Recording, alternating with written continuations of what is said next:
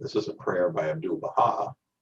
And I repeated that one line. It's not repeated in the text. I repeated it to remind myself, I will not dwell on the unpleasant things of life.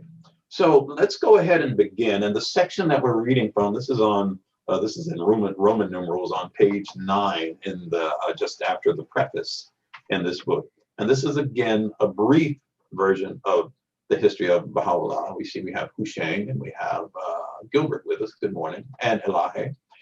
And so Daryl, and I should point out that this was actually written, this segment as it's written, was actually written in 1996. And that's why the first line actually refers to the coming of the new millennium. It's actually written just briefly before the year 2000.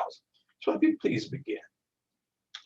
As the new millennium approaches, the crucial need of the human race is to find a unifying vision of the nature of man and society.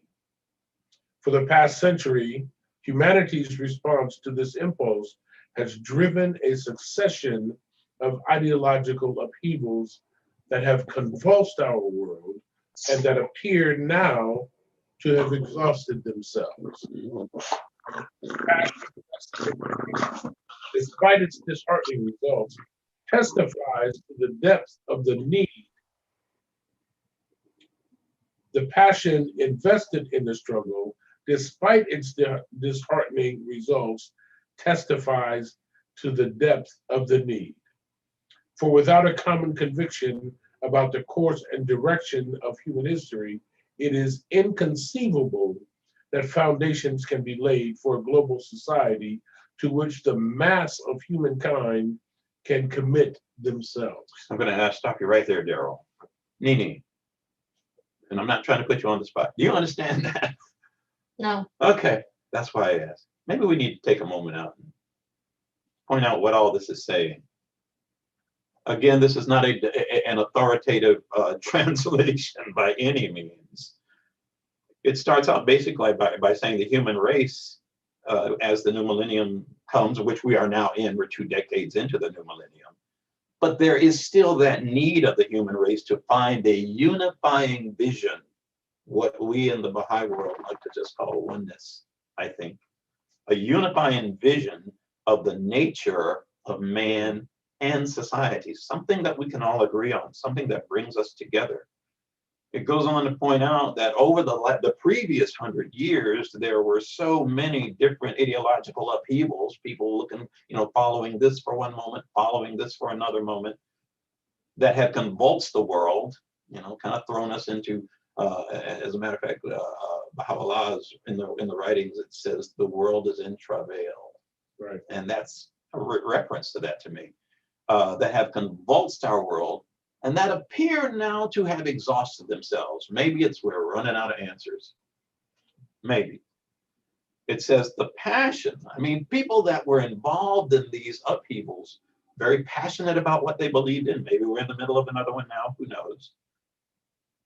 But even though none of these movements seem to solve any problems, it at least pointed out the need that did exist, that need for that unifying vision. Without a common conviction about the course and direction of human history, unless we can all come to some agreement, it's hard to believe that any foundation can be laid for a global society that we can all commit ourselves to. Was that any clearer? A little bit. Yes. Okay. Okay, Daryl, let's continue.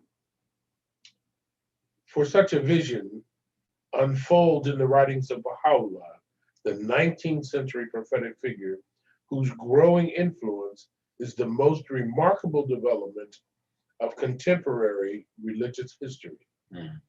Born in Persia, November 12, 1817, Baha'u'llah began at age 27 an undertaking that has gradually captured the imagination and loyalty of several million people from virtually every race, culture, class, and nation on earth. The phenomenon is one that has no reference points in the contemporary world, but is associated rather with climactic changes of direction in the collective past of the human race. For Baha'u'llah claimed to be no less that the messenger of God to the age of human maturity, the bearer of a divine revelation that fulfills the promises made by earlier religions, and that will generate the spiritual nerves and sinews for the unification of the peoples of the world. Gonna stop it right there. So this, we're talking right now about the 19th century, so in the 1800s. So Baha'u'llah was born in 1817 on November 12th. He began what would become, I think, his ministry, I'll just call it that, in 1844. Now the year 1844 is pretty important because prior, at this particular time, we should say, followers, readers of the Bible, biblical scholars had said that it was about that time that Jesus was supposed to return based on a lot of calculations of biblical scripture. That was about that time that Jesus had returned. As a matter of fact, some people all got ready for this return. But at the time, again, Baha'u'llah, 1844, he was 27 years old and basically got involved in a movement that would become, as it pointed out, climactic. But I just thought, again, important to point that year out, as well as the fact that, and we should also point out, it says he was born in Persia. Is there Persia today? Yes, it's Iran. Yeah, it's what we now think of as Iran. So he was born in what at that time was Persia, now Iran, born in 1817 on November 12th, started his ministry in 1844. And that's kind of misleading to say he started his ministry. He got involved. He declared himself to be the messenger of God in 1844. Well, I don't think it was that early. No, he got involved with the movement of the Bab in 1844. Okay. It was the Bab Oh, that right. actually at 1844 Right, exactly. that called himself a messenger of God, but one who would prepare the way for another to come in reference to Baha'u'llah. But go ahead. Okay. If they were to do nothing else, the effects which Baha'u'llah's life and writings have already had, let me back up. If they were to do nothing else, the effects which Baha'u'llah's life and writings have already had should command the earnest attention of anyone who believes that human nature is fundamentally spiritual and that the coming organization of our planet must be informed by this aspect of reality, that is the spiritual aspect of reality. Mm-hmm. The phenomenon lies open to general scrutiny. For the first time in history, humanity has available a detailed and verifiable record of the birth of an independent religious system and of the life of its founder. Gotta stop you there, Daryl. First time. Gotta stop you there, because you just said like 3 or 4 things that are really, really important. Actually, beginning in the previous paragraph. I mean, you think about this. Baha'u'llah claimed to be no less than the messenger of God to the age of human maturity. That means that's the age we're now in. At the beginning of it, but we are now in the age of human maturity. And he says, the bearer of a divine revelation that fulfills the promises made in earlier religions. Right. So all the prophecies from Christianity, which there were prophecies, we know that, from Islamic scriptures, there were prophecies, might not agree on what they actually mean, but all of these different religions, I only named 2, but there are others as well that tell of this coming of a great messenger. Can I say something in a question? Please. Mm-hmm.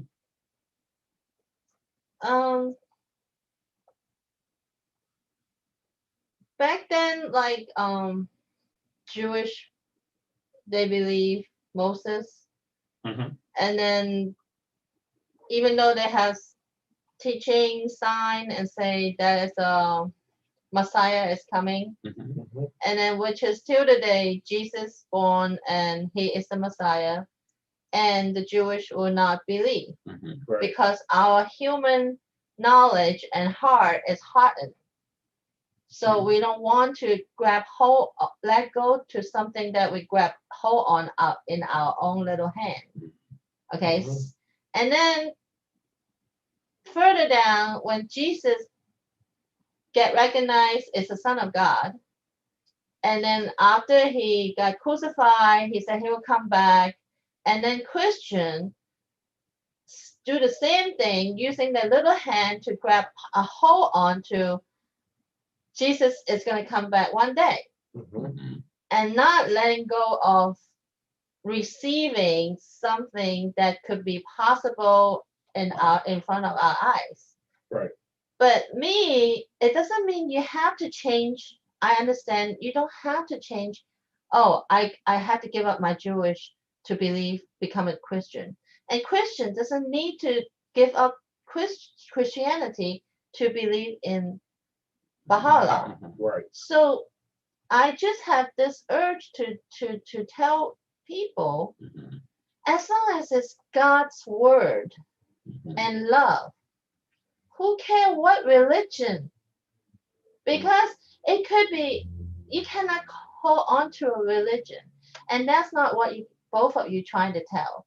A lot of people will misunderstand you. You're persuading people to become That's Baha'i. not it. No, it's not that. It's about the love of God. It's Mhm. about the unity. It's about, and this two men, which is I respect highly, are trying to clarify My wife respects me. who this Baha'u'llah is really is. Mhm. You know, Right. it's a messenger of God. So my fellowship of Christian, just open, open your heart, and then open your loving heart to see, are they talking something is reasonable. And then, I'm glad you pointed that out, because one thing We're we as not trying to Baha'is are change told, anything. right, we're not trying to change anyone. In fact, we're told we are not supposed to be proselytizing. We simply teach what we know in the best way we can, and people can do with it what they choose, but that's all we're doing. And just as Daryl said earlier, he still loves Jesus, he still believes in Jesus. I say the same thing. That's why I knew what his answer was going to be. It's hard to understand how someone can hear and believe the prophecies of a messenger and not at least consider the possibility, at least, that those prophecies have come to pass, that they come true. Okay, a couple of things in here.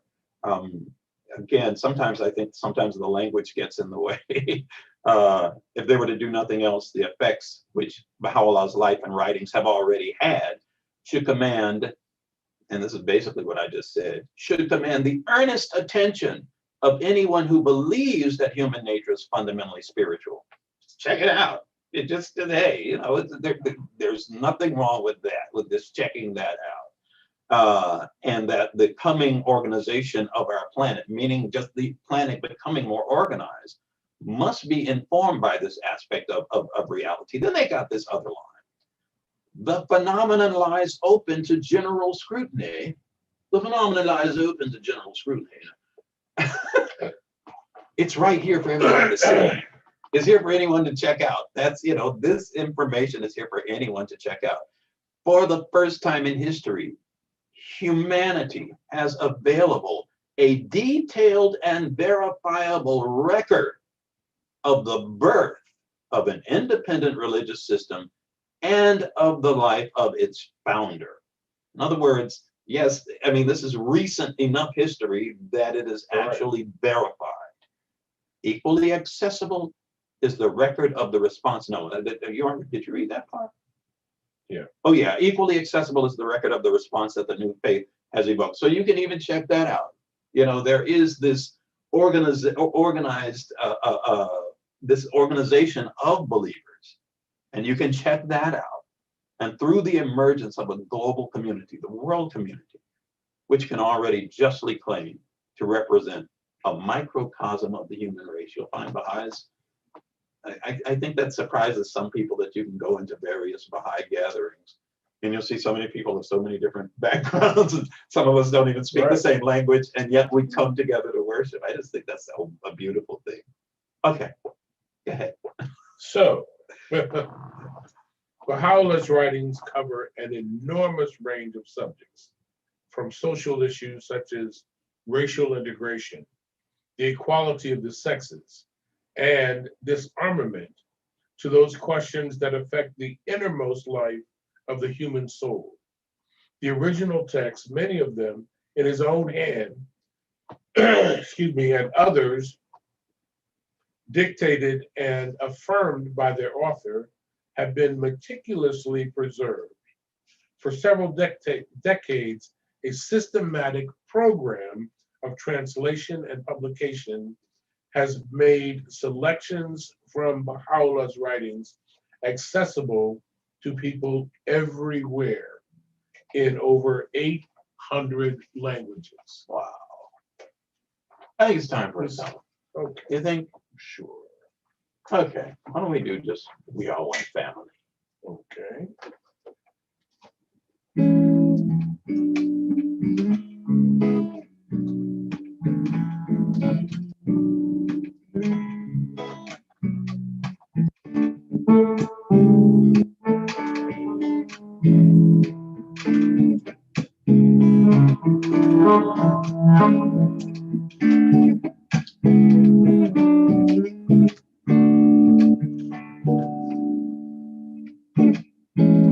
O children of men, know ye not why we created you all from the same dust?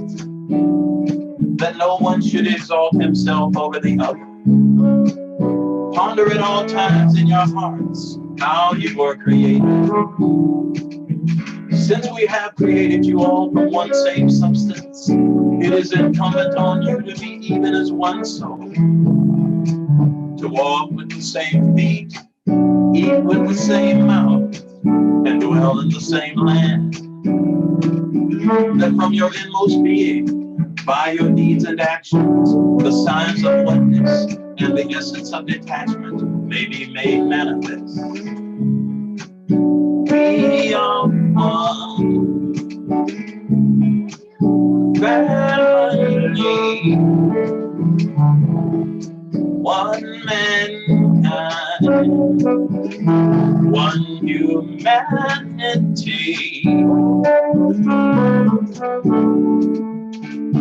Walk with the same feet, eat with the same mouth, dwell in the same land. That one indeed is a man who today dedicated himself to the service of the entire human race. The great being said, blessed and happy is he that arises to promote the best interests of the peoples and kindreds of the earth. In another passage he can proclaim, it is not for him to pride himself who loveth his own country, but rather for him who loveth the whole world. The earth is but one country, and mankind its citizens. We are one. We are one Family. family, One mankind. one mankind, One humanity. one humanity. Waves of one sea, fruit of the same tree, leaves of the same branch.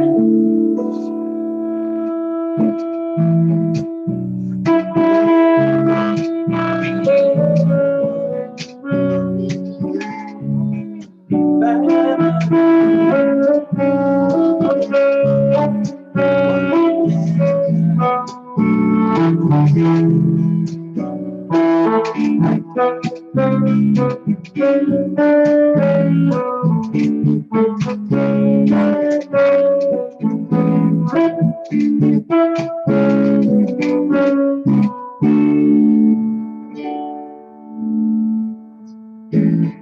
thou be of the inmates of this city within the ocean of divine unity, thou wilt view all the prophets and messengers of God as one soul and one body, as one light and one spirit,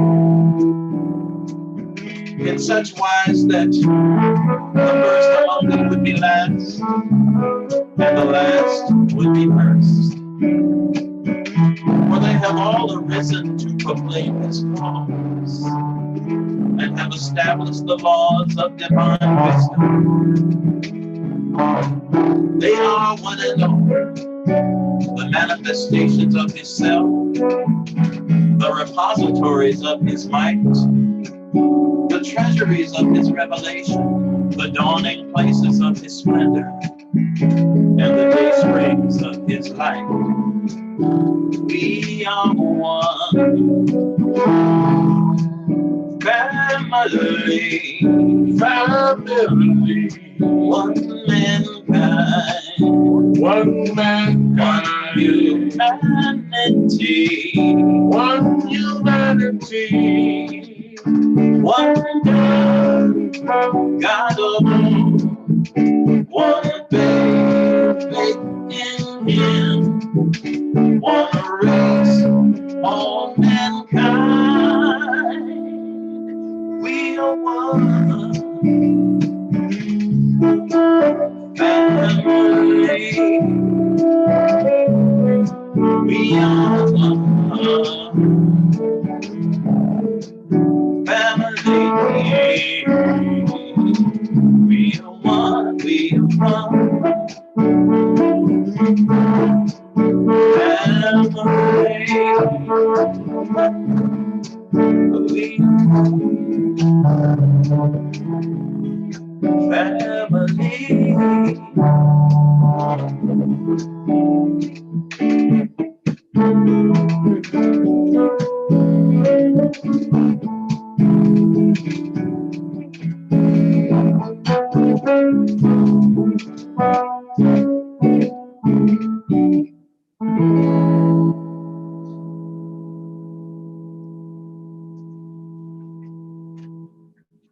I think we did that just a couple of weeks ago, but it seemed appropriate.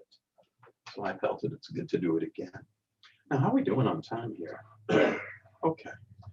Now we're going to get started talking about a little bit about Baha'u'llah's life. And so what you're about to hear now is an account of the birth of Baha'u'llah's mission. Now, he got involved in a movement of foretelling the coming of a new messenger, actually again in 1844. The prophet, the messenger that's a reference to is the Bab. And we're actually going to be talking about him shortly. But in this section, the birth of Baha'u'llah's mission, it tells us Baha'u'llah's mission began in a subterranean dungeon in Tehran in August 1852. Remember, this is in Iran, what was then known as Persia. Born into a noble family that could trace its history back to the great dynasties of Persia's imperial past, he declined the ministerial career open to him in government. He could have just taken an easy job involved in government. And he chose instead to devote his energies to a range of philanthropies which had, by the early 1840s, earned him, and chose instead to devote his energies to a range of philanthropies which had, by the early 1840s, earned him widespread renown as father of the poor. This privileged existence swiftly eroded after 1844, when Baha'u'llah became one of the leading advocates of a movement that was to change the course of his country's history. The early 19th century, as we referred to, the early 19th century was a period of messianic expectations in many lands, deeply disturbed by the implications of scientific inquiry and industrialization. You know, a lot of scientific discoveries and industrialization was really ramping up. So deeply disturbed by the implications of scientific inquiry and industrialization, earnest believers from many religious backgrounds turned to the scriptures of their faiths for an understanding of the accelerating processes of change. You know, when things start changing very fast, a lot of times we start looking for spiritual answers. In Europe and America, groups like the Templars and the Millerites believed they had found in the Christian scriptures evidence supporting their conviction that history had ended and the return of Jesus Christ was at hand. A markedly similar ferment developed in the Middle East around the belief that the fulfillment of various prophecies in the Quran and Islamic traditions was imminent. So even though these were people in two totally different religions, they're looking for the same thing. They're expecting the same thing at about the same time. Well, it wasn't just two totally different religions. It was at two different parts of the world. And that's true. I hadn't even thought of that. It was in two different parts of the world. Mm-hmm. So, and the religions were not just two. There were several religions who were all expecting this imminent proclamation that they were eventually blind to see. So Let's say it's a spiritual continued education. Yeah. right. Yeah.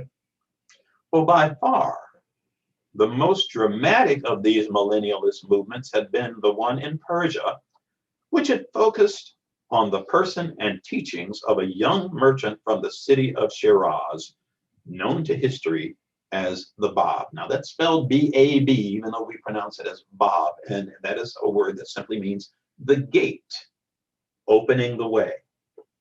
So teachings of a young merchant from the city of Shiraz, known to history as the Bab.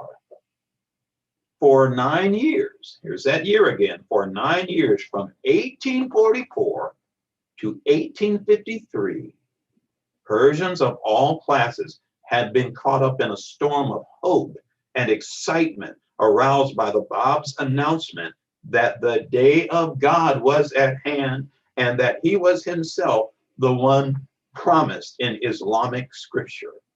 Humanity stood, he said, on the threshold of an era that would witness the restructuring of all aspects of life.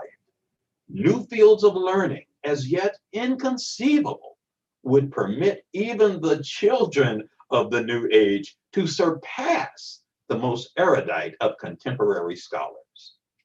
The human race was called by God to embrace these changes through undertaking a transformation of its moral and spiritual life. So these changes are coming. The way you have to be ready for it, and you have to, by undertaking a transformation of its moral and spiritual life. His own mission, the Bab's own mission, his own mission was to prepare humanity for the event that lay at the heart of these developments, the coming of that universal messenger of God.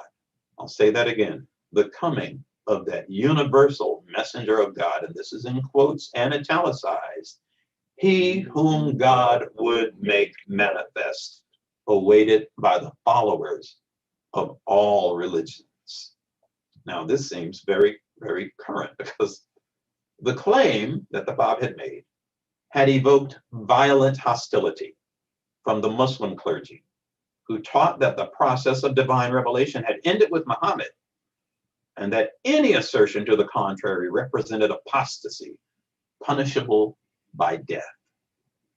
Their denunciation of the Bab had soon enlisted the support of the Persian authorities. They got the Persian authorities involved in this.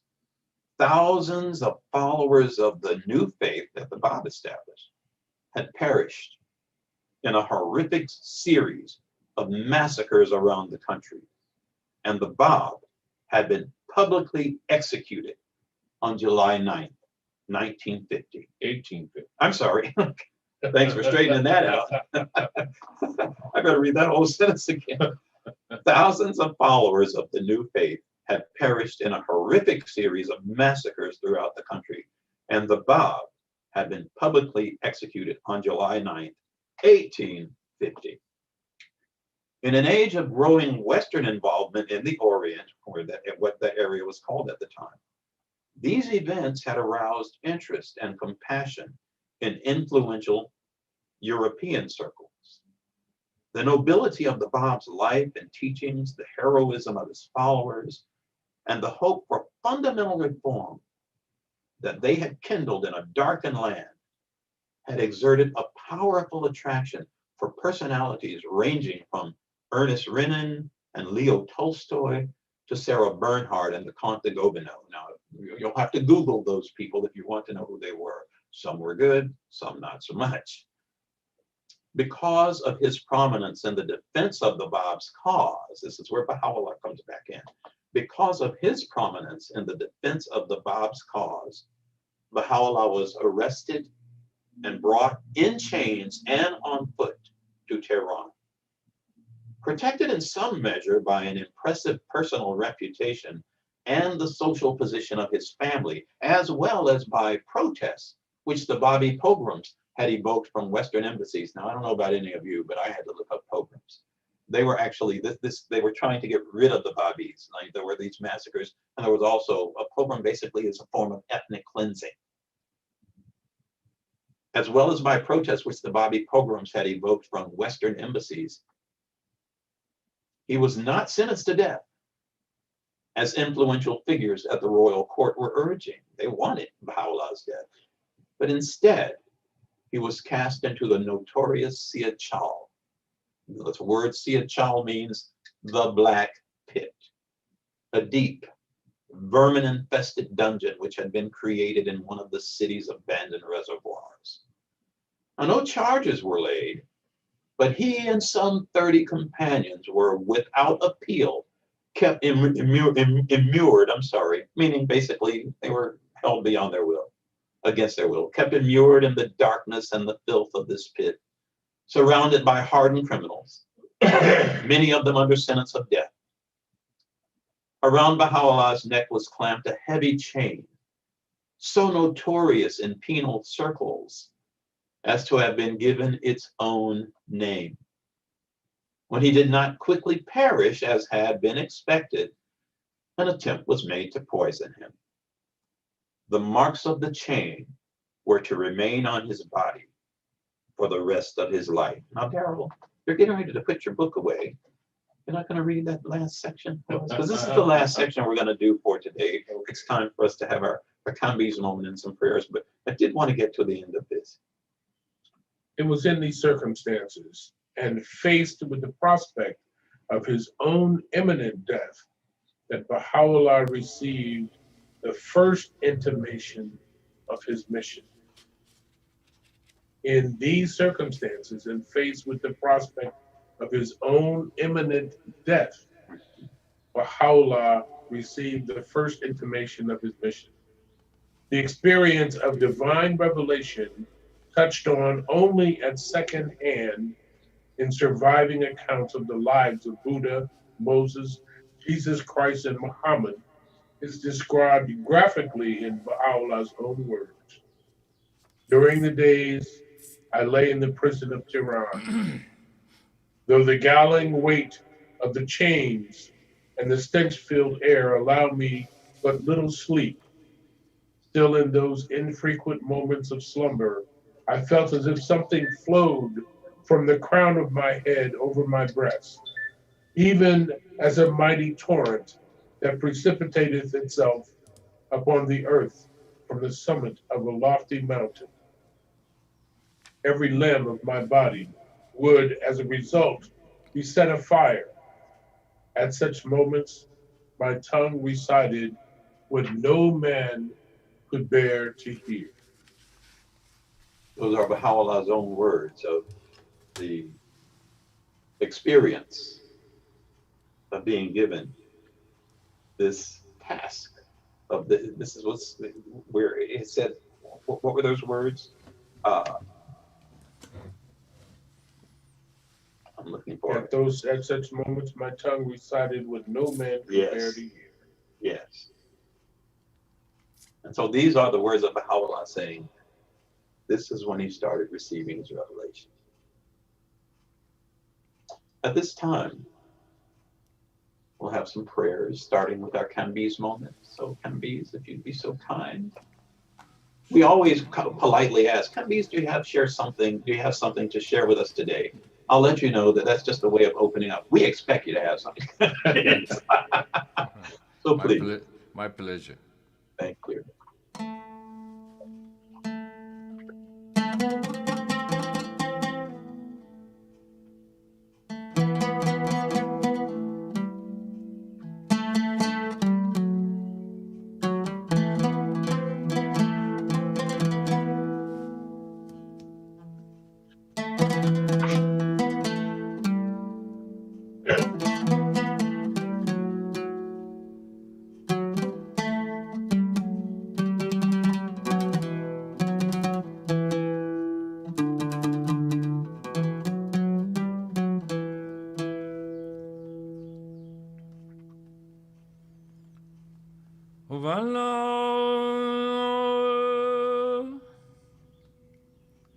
ای خداوند مهربان،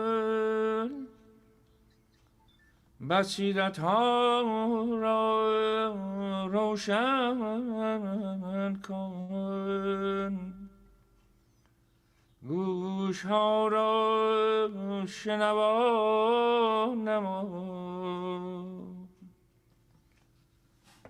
دلهای مرده زنده کن، نفوس خواب را بیدار نما.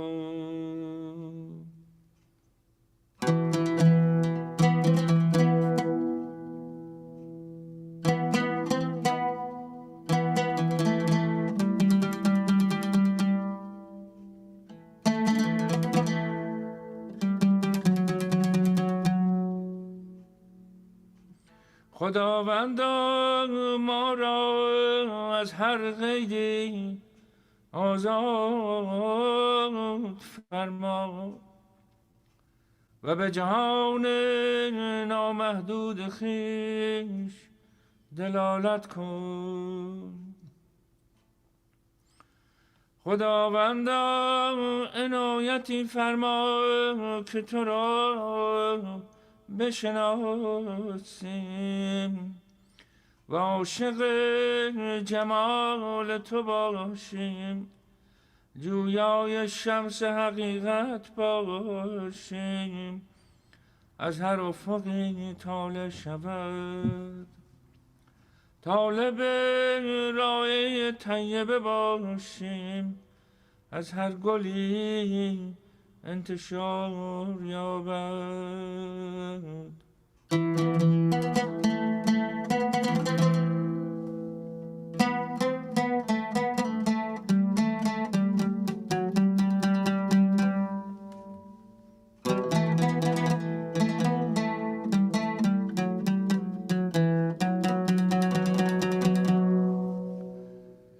خداوندا ما را از عالم محدود نجات ده و به جهان نامحدود خویش رسان، تا در سبیل تو سلوک نماییم، جستجوی تو نماییم و مشاهده جمال و کمال تو کنیم.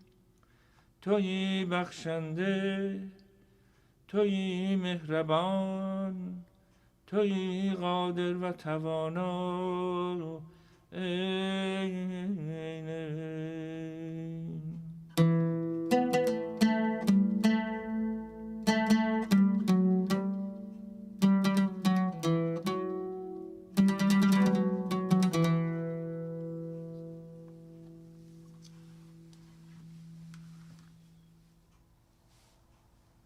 Thank you, Kambiz. You're welcome. Is there anyone else who would like to share? Anyone?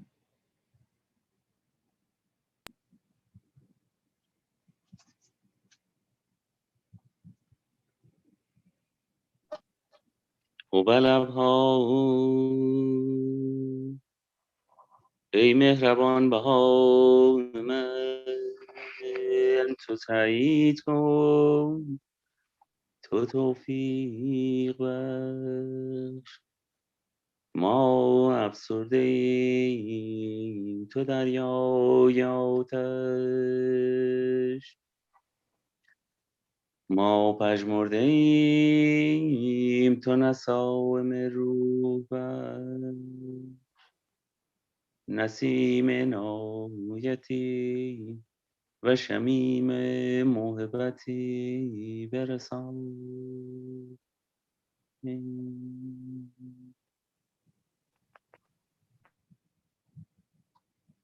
Thank you, Bezos.